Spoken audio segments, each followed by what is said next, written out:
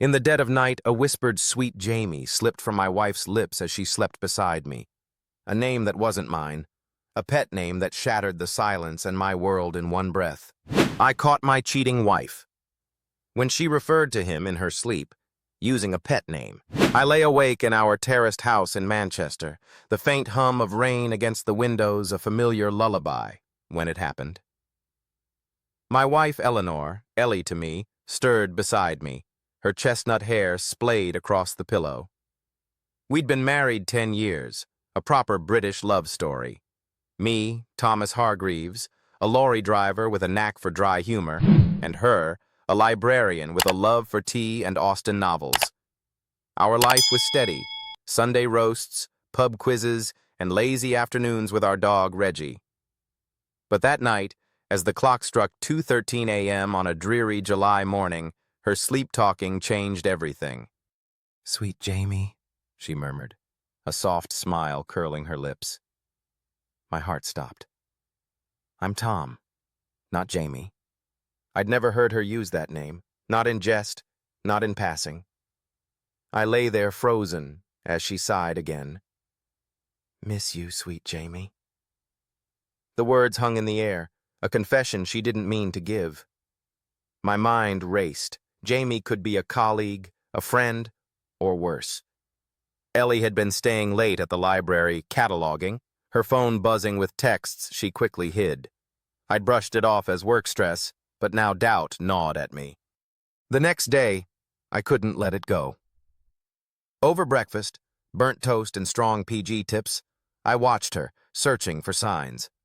She was her usual self, chatting about a new book order, but her eyes flickered with something uneasy. That evening, I checked her phone while she showered, a move I hated myself for.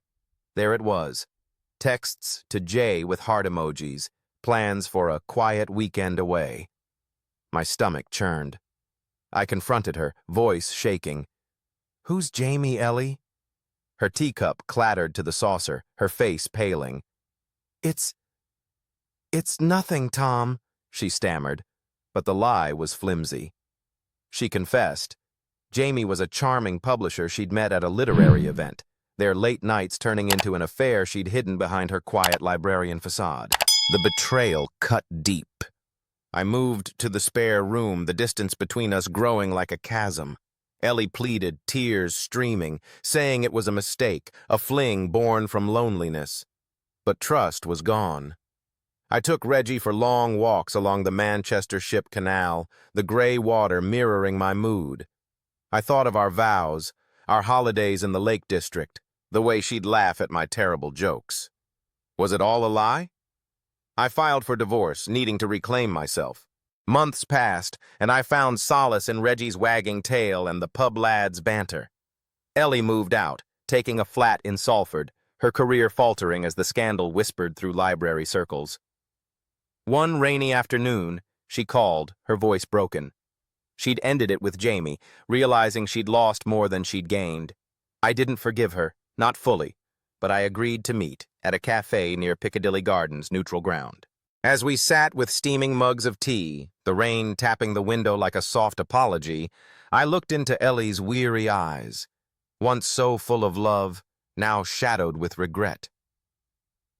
Sweet Jamie had unraveled us, but it also forced me to see my own worth. I didn't take her back that day, but I offered a fragile truce. For Mia, our imaginary daughter we'd once dreamed of, and for the memories that still lingered. The rain cleared, revealing a faint rainbow over Manchester, a quiet promise that healing could come, even from the wreckage of a whispered name.